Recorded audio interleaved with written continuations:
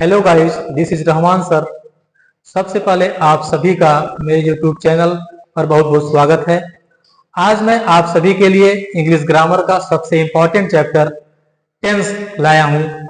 आज हम टेंस की डिफिनीशन, टेंस के काइंड्स को अच्छे से समझेंगे, सीखेंगे। ये इतना इम्पोर्टेंट चैप्टर है, इसको सीखने के बाद हमें इंग्लिश बोलना, इंग्लिश समझना, इंग्लिश पढ़ना आसान हो जाता है। इसलिए हमें टेंस सीखना बहुत जरूरी है। तो वीडियो शुरू करने से पहले आप सब मेरे चैनल को सब्सक्राइब कर दें, लाइक कर दें। सबसे पहले हम टेंस के डिफिनीशन की बात करेंगे। टेंस क्या होता है?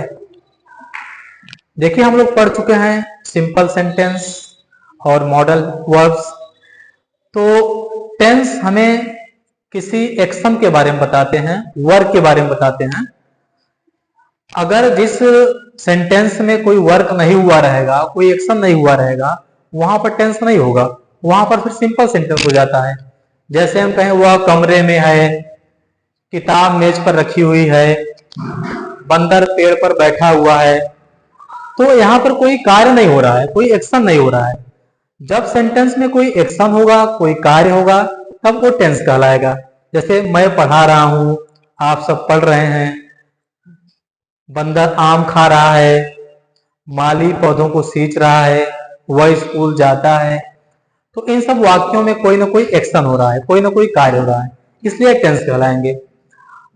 तो सबसे पहले हम आपको डिफिनीशन बताते हैं टेंस की। Tense expresses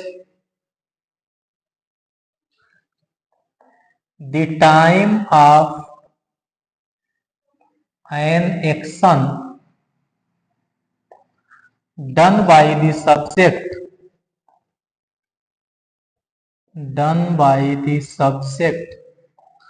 in the sentence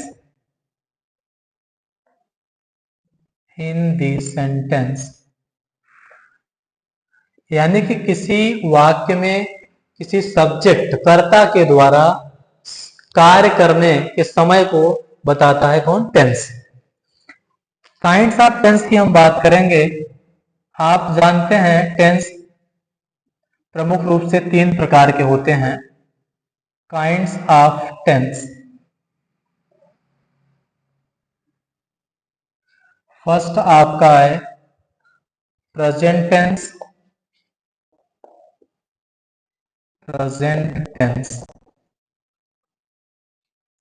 second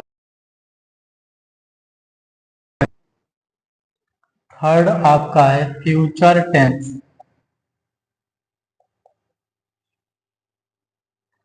present tense को हिंदी में क्या कहते हैं?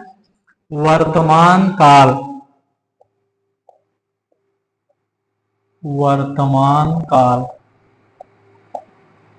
पास्ट टेंस को हिंदी में क्या कहते हैं? भूतकाल।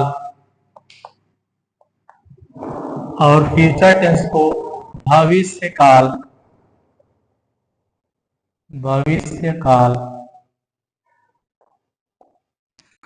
अब इन तीनों टेंस की वर्ब की अलग अलग जो अवस्थाएं होती हैं और उनके पूर्ण होने के या अपूर्ण होने के लिए जो हम व्यक्त करते हैं, तो उसके हिसाब से इसके 4-4 पार्ट और हैं। यानी कि इन तीनों के 4-4 पार्ट और हैं। तो पहला पार्ट आपका है इंडिफिनिट और दूसरा आपका है कंटिन्यूअस। तीसरा परफेक्ट और चौथा परफेक्ट कंटिन्यूअस। ये आपका तीनों के 4-4 पार्ट हैं। इस प्रकार से कुल आपके 12 टेंस हो गए। वो अगर हम 12 टेंस का नाम लें तो इस प्रकार से आपका हो जाएगा। पहला टेंस का क्या बनेगा आपका? Present indefinite tense.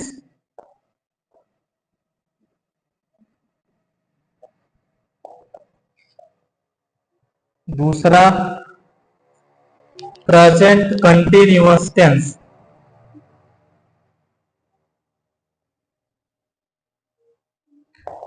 तीसरा जो टेंस है आपका वो क्या हो जाएगा? प्रेजेंट परफेक्ट टेंस और चौथा प्रेजेंट परफेक्ट कंटिन्यूअस टेंस। इसी प्रकार हम पास्ट को भी ले लेंगे। तो पांचवा आपका क्या बन जाएगा? Past indefinite tense. Past indefinite tense. 6 number आपका पास्ट कंटिन्यूअस टेंस।